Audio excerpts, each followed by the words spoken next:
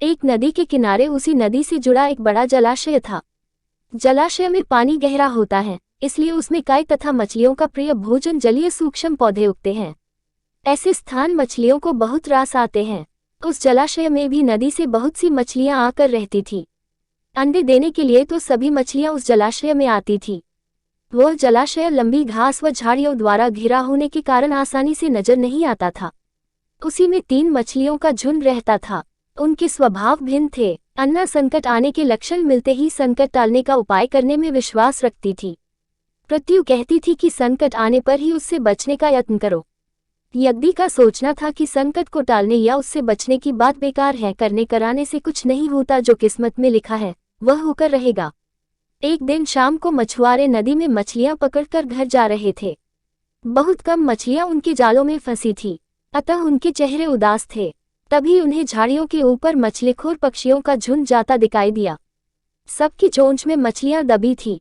वे चौंके। एक ने अनुमान लगाया, दोस्तों, लगता है झाड़ियों के पीछे नदी से जुड़ा जलाशय है, जहां इतनी सारी मछलियां पल रही हैं। मछुआरे पुलकित होकर झाड़ियों में से होकर जलाशय के तट पर आ निकले और ललचाई नजर से मछलियों को देखने लगे। एक मछुआरा बोला, आहा, इस जलाशय में तो मछलियां भरी पड़ी हैं। आज तक हमें इसका पता ही नहीं लगा। यहाँ हमें ढेर सारी मछलियां मिलेंगी। दूसरा बोला। तीसरे ने कहा, आज तो शाम घिरने वाली है, कल सुबह ही आकर यहाँ जाल डालेंगे। इस प्रकार मछुआरे दूसरे दिन का कार्यक्रम तय करके चले गए। तीनों मछलियों ने मछुआरे की बात सुन ली थी। अन्ना मछली ने कहा, साथियों, तुमने मछुआरे की बात सुन ली। अब हमारा यहाँ रहना खतरे से खाली नहीं है। खतरे की सूचना हमें मिल गई है। समय रहते अपनी जान बचाने का उपाय करना चाहिए। मैं तो अभी ही इस जलाशय को छोड़कर नहर के रास्ते नदी में जा रही हूँ। उसके बाद मछुआरे सुबह आए, जाल फेंके मेरी बला से। तब तक मैं तो बहुत दूर अटखेलियां कर रही होऊंगी। प्रत्यु मछली बोली, तुम्हें जाना है तो जाओ, मैं तो नहीं आ रही। अभी खतरा आया कहाँ है, जो इतना घबराने की जरूरत है। हो सकता है संकट आए ही न। उन मछुआरों का यहाँ आने का कार्यक्रम रद्द हो सकता है। हो सकता है रात को उनके जाल चूहे कुतर जाएं। हो सकता है उनकी बस्ती में आग लग जाए। भूचाल आकर उनके गांव को नष्ट कर सकता है, या रात को मूसलाधार वर्षा आ सकती है और बाद में उनका गांव बह सकता है। इसलिए उनका आना निश्चित नहीं है।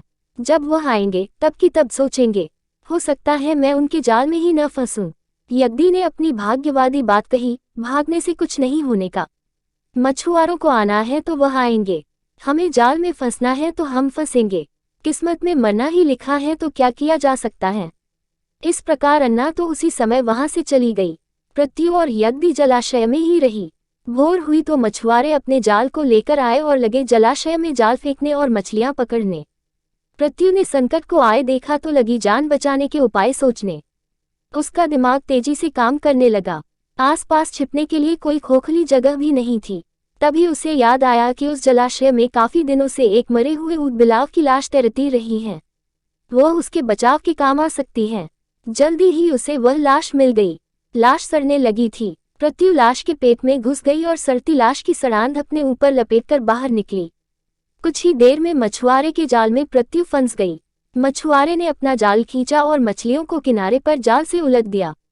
बाकी मछलियां तो तड़पने लगी, परंतु प्रत्यु दम साध कर मरी हुई मछली की तरह पड़ी रही।